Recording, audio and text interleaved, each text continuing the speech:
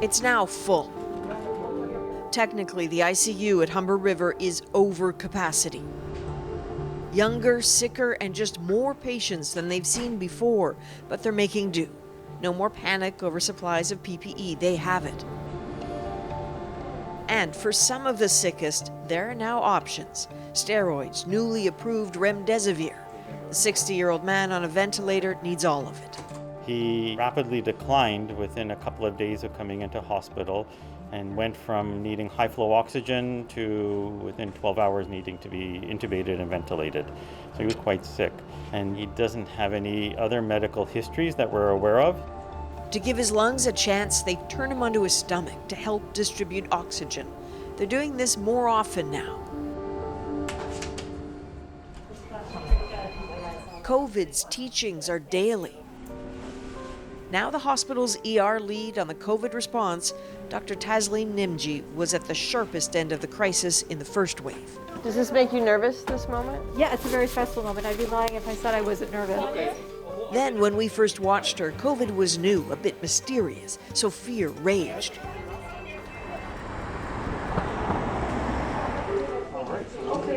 With time, there's less anxiety, but now a crushing fatigue. We'll start the case with everyone out of the room as if like EMS just brought them in. That's partly why they instituted regular drills in the ER. Hello? Hey, sir? Always with COVID in mind. We need to react to it the way we would normally. Keeps everyone alert because everything is harder now. Just your tank is empty, so you keep trying to muster up some of that energy that you had the first time around, and it's harder this time. And the challenge is that the onslaught has already begun, and we're seeing a lot of people that are quite sick, people that are needing us to intervene and do some of those procedures that we know are riskier, and so it demands more of us. This day, Dr. Nimji gets called to see a woman who might not understand she has the virus. So do you understand that you have COVID?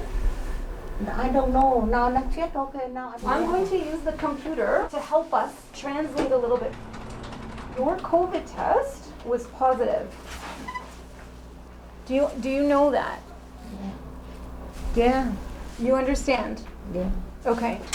Your headache and your cough. Yeah. So all that is coming from your COVID infection.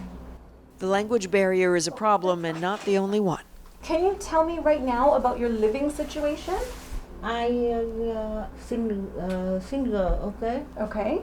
Do you have a place to live? Sleep? Yeah. Sometimes sleep, sometimes no sleep. I don't know. You need help to have a place to live, is that right? Yeah. This woman doesn't want her identity revealed, is afraid of being shunned for being sick. It seems she had to leave the home where she was staying when she became symptomatic. Yeah, now I see can now I don't know where to go, where, I don't know. You don't know where to go? Yeah, I'm tired. Yeah. Yeah, very tired. Yeah. Okay. Beyond treating her, Dr. Nimji now has to help find her a shelter hotel where she can isolate and recover safely.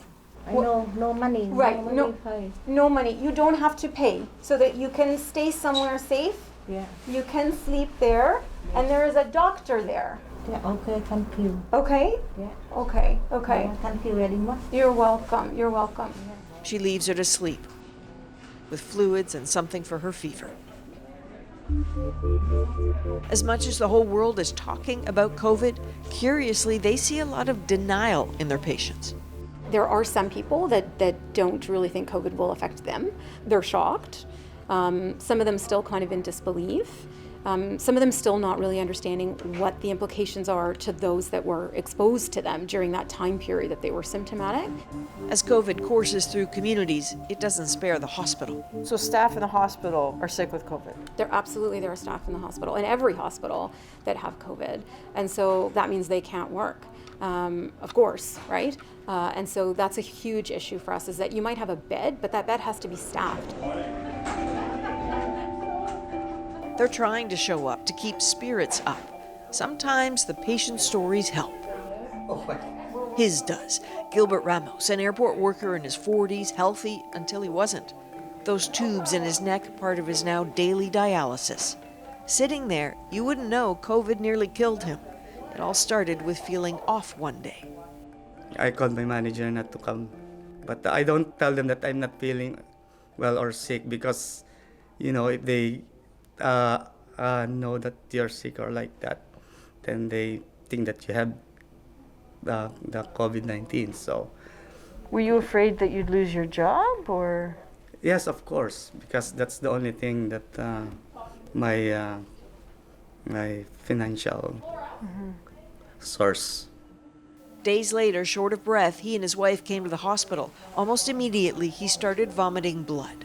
Well, you must have been terrified to vomit blood. Yes. So all the nurses, just like they're all terrified, they are nervous, they are screaming because it's just like I'm vomiting blood already. So that is the last time I remember. He doesn't remember being transferred to another hospital to be put on life support, a serious step above ventilation, a last resort, really. He vaguely remembers being back in Humber's ICU, but he definitely remembers the hallucinations. There's some people around me that this wants to get me. Really? Yes. And And but I'm still like, feel like, no, I can do it. Because there's two things that came to my mind, to fight or to give up. But I realized I have family that is waiting for me. That's why I have to fight. But was it close to give up? Like, were you close to Yes, saying? I already think about it. It's just like I'm tired already. I'm tired. No more. It's okay. Yes. He is recovering, but like a lot of younger patients, COVID ravaged his kidneys. He now fears being shamed for having it. So it's really, really hard for me. So the adjustment now for me is how to adjust to deal with people. You think people will be afraid of you or treat you differently? That's gonna be my worries, yeah. Okay, but you're at emergency. Back in the ER, a bit of good news for the older woman. The hospital has found her a shelter hotel to stay with a doctor on site. Feeling okay? Yeah. Okay. You don't need any pill, okay? Yeah. Her fever's down, breathing better. There's hope she'll heal with rest. You're going out this way, okay? So she's on her way. A school bus, her transportation to the shelter.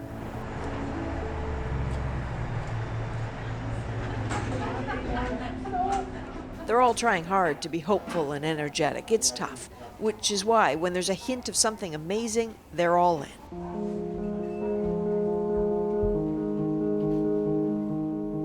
We get called back to the hospital a few days later because there's good news for Gilbert.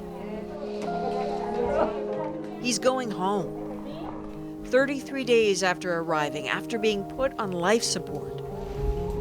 He's changed, still healing, but this is remarkable. Come back and visit, but not as a patient.